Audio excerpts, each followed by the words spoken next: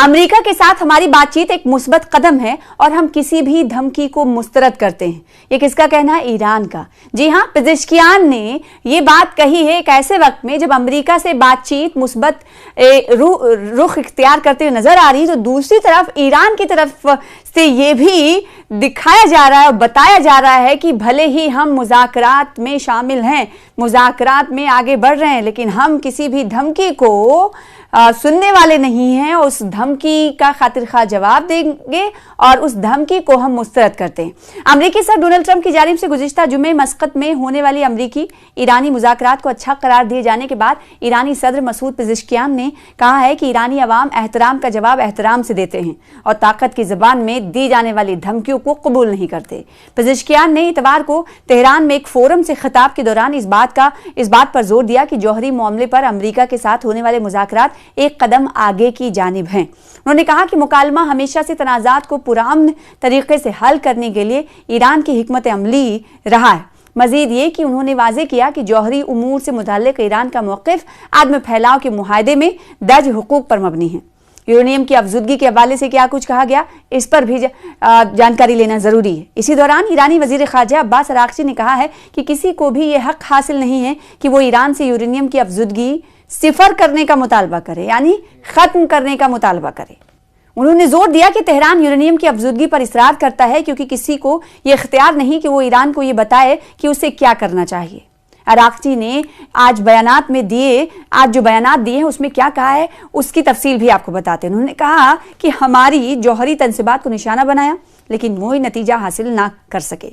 अब इनके पास मुज़ाकरात के सिवा कोई रास्ता नहीं। ताहम उन्होंने वाज़े किया है कि अफजुदगी ईरान के लिए निहायत अहम है और मज़ीद कहा कि हम अफजुदगी की सतह से मुताल्लिक़ खदशात दूर करने के लिए तैयार हैं।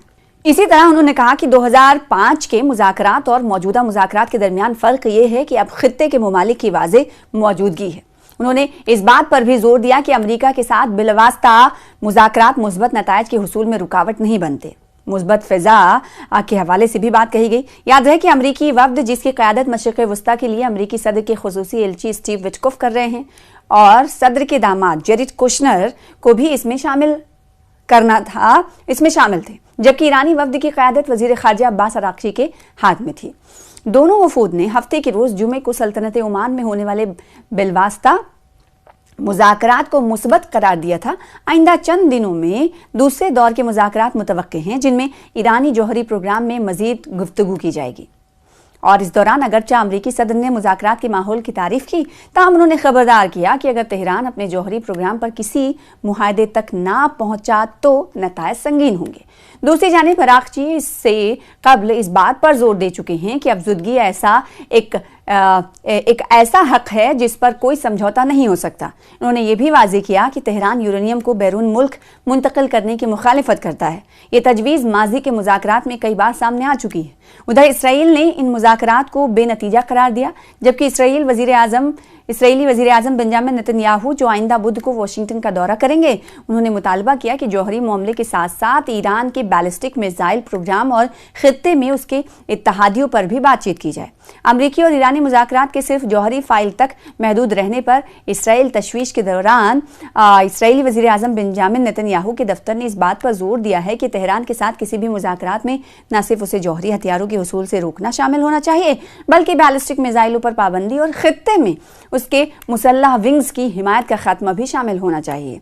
तो बेंजामिन नेतन्याहू के दफ्तर ने इतवार के रोज एक बयान में कहा कि अब तक ईरानी निज़ाम ने बार बार यह साबित किया है कि उसके वादों पर भरोसा नहीं किया जा सकता।